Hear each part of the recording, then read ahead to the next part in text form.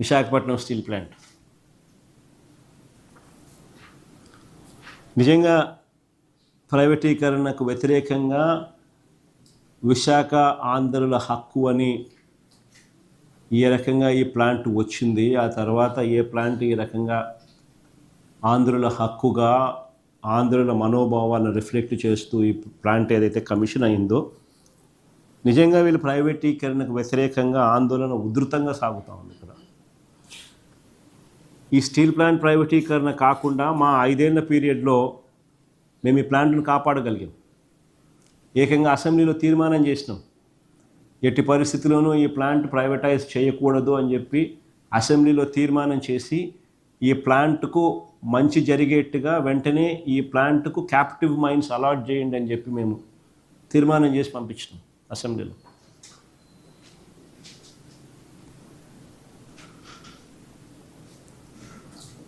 మా 5 సంవత్సరాలు ప్రైవేటీకరణ జరగకుండా ఆపగలిగాం. కానీ చంద్రబాబు నాయుడు అనే వ్యక్తి నిజంగా ఎన్నికలకు ముందు ఏమన్నాడు ప్రైవేటీకరణ విషయంగా, ఎన్నికల తర్వాత చంద్రబాబు నాయుడు గారు ఇప్పుడు ఏమంటున్నారు అన్నది నిజంగా ఇంట్రెస్టింగ్గా ఉంది. మీరంతా కూడా ఒకసారి నేను ప్లే చేస్తా, వినండి ఒకసారి. ఎన్నికలకు ముందు చంద్రబాబు నాయుడు ఇదే ఇష్యూ మీద ఏం మాట్లాడాడు, ప్రైవేటీకరణ విశాఖపట్నం స్టీల్ ప్లాంట్ ప్రైవేటీకరణ మీద ఏం మాట్లాడాడు, ఎన్నికలు అయిపోయిన తర్వాత చంద్రబాబు నాయుడు గారు మొన్న ఇదే ఎన్నికల ఇదే విశాఖపట్నం స్టీల్ ప్రైవేటీకరణ మీద ఏం మాట్లాడాడని ఒక్కసారి వినండి. నిజంగా విలన్ అనే సినిమాలలో మనం ఎప్పుడైనా అంటూ ఉంటాం కదా, విలన్ అనే పాత్ర ఎలా ఉంటుంది అన్నదానికి నిదర్శనం ఒక్కసారి నేను ప్లే చేస్తా, ఒకసారి వినండి. కానీ మా ప్లే చేయమ్మా.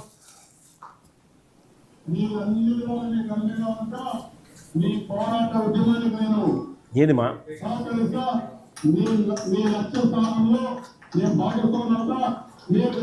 మళ్ళీ మొదటి నుంచి ప్లే చేయి.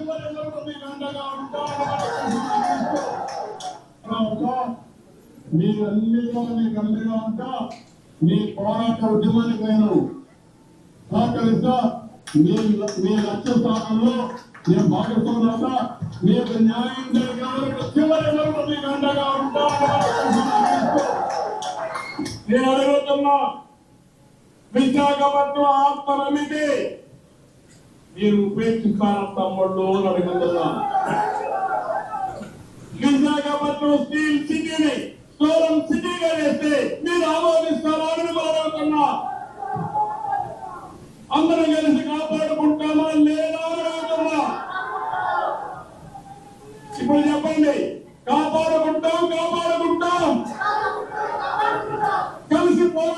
కలిసి పోరాడతాం అందరం ఉంటాం, సగం శక్తిగా తయారవుతాం.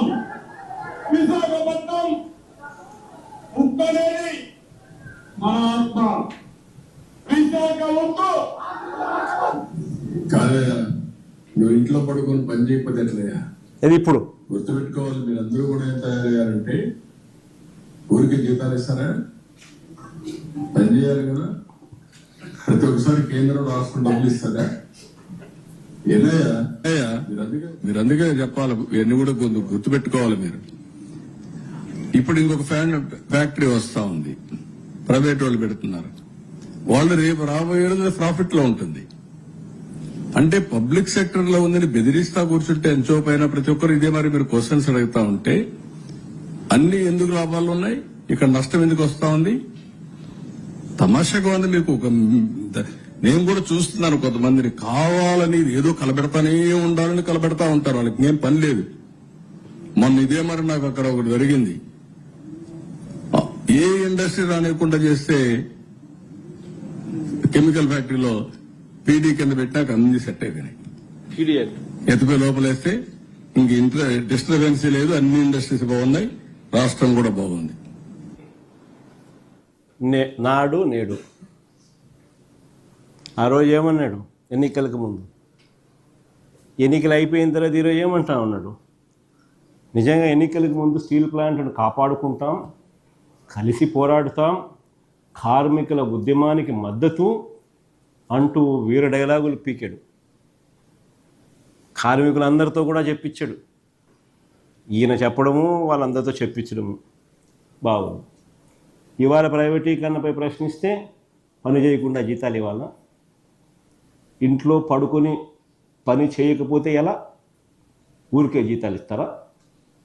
పక్కనే మరో ఫ్యాక్టరీ ప్రైవేట్ వాళ్ళది వస్తూ ఉంది, వాళ్ళు లాభాల్లోకి వెళ్తారు అని చెప్తూ తమాషాలు చేయొద్దు.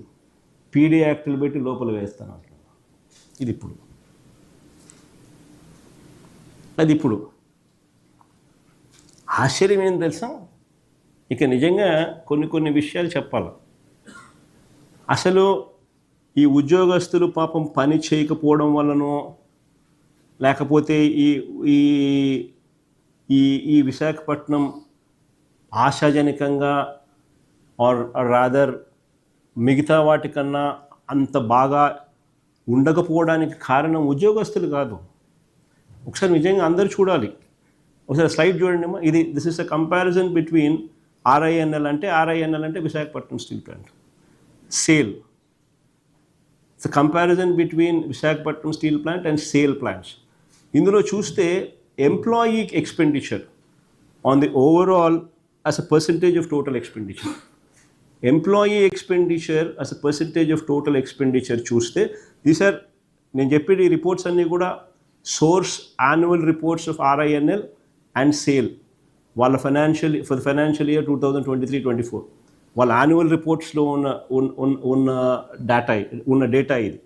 ఆ డేటా నేను మీకు డిస్ప్లే చేస్తా ఉన్నా. Employee expenditure on account of on a percentage as a percentage of total expenditure చూస్తే విశాఖపట్నం స్టీల్ ప్లాంట్లో కూడా 11.2%, సేల్లో కూడా 11.2%. తేడా ఏమీ లేదు. వీళ్ళకున్న సేల్స్లో రెవెన్యూస్లో ఎంప్లాయీ ఎక్స్పెండిచర్ 11.2%. కానీ సేల్ ఎందుకు ఇంకా బెటర్గా ఉంది రిజల్ట్స్, ఆర్ఐఎన్ఎల్ రిజల్ట్స్ ఎందుకు, విశాఖపట్నం స్టీల్ ప్లాంట్ రిజల్ట్స్ ఎందుకు బెటర్గా లేవు అంటే కారణం ఐరన్ ఓర్. సేల్కు క్యాప్టివ్ ఐరన్ ఓర్ మైన్స్ ఉన్నాయి. ఇన్ఫ్యాక్ట్ అది చూస్తే అక్కడ కమెంటరీ చూస్తే extracts from SAIL annual report 2023-24 చూస్తే ఆ రా మెటీరియల్స్లో during the financial year 2023-24 total requirement of iron ore was met from captive sources.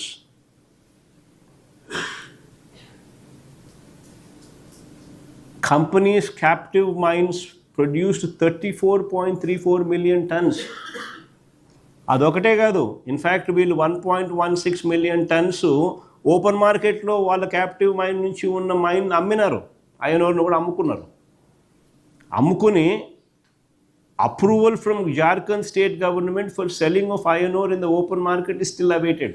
అది వాళ్ళ పరిస్థితి. అందుకనే iron ore cost Visakhapatnam steel ప్లాంట్లో 18.6%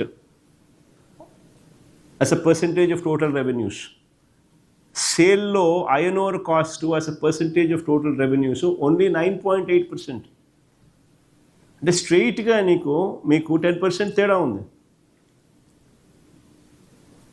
on account of captive iron ore mines Visakhapatnam steel ప్లాంట్కి లేకపోవడం వల్ల. ఇది మేజర్ క్రైటీరియా. దీనికి క్యాప్టివ్ ఐరన్ ఓర్ మైన్స్ ఇప్పించమని చెప్పి వీళ్ళు పోయి ఢిల్లీకి పోయి వీళ్ళు ఎన్డీఏలో కూటమిగా ఉన్న పరిస్థితుల మధ్య అడగాల్సింది పోయి వీళ్ళు ఏం చేస్తారు, మిట్టల్ అనే ప్రైవేట్ స్టీల్ ప్లాంట్ పెట్టబోతున్నారట, వాళ్లకు క్యాప్టివ్ మైన్స్ ఇవ్వాలని చెప్పి పోతారు, అడుగుతారు. అరే ఉన్న గవర్నమెంట్ సెక్టర్లో ఉన్న ఈ స్టీల్ ప్లాంట్కు క్యాప్టివ్ మైన్స్ ఇవ్వమని చెప్పి అడగరా నాయన అంటే అది అడగరు వీళ్ళ ఎంపీలు. చంద్రబాబు నాయుడు అడిగాడు. కానీ పెట్టబోయే మిట్టల్ ప్లాంట్కు, ప్రైవేట్ సెక్టర్లో పెట్టబోయే మిట్టల్ ప్లాంట్కు దానికి క్యాప్టివ్ మైన్స్ ఇవ్వమని చెప్పి వీళ్ళు పోయి ఎంపీలు పోయి రిప్రజెంట్ చేస్తారు. That is Chandrababu Naidu.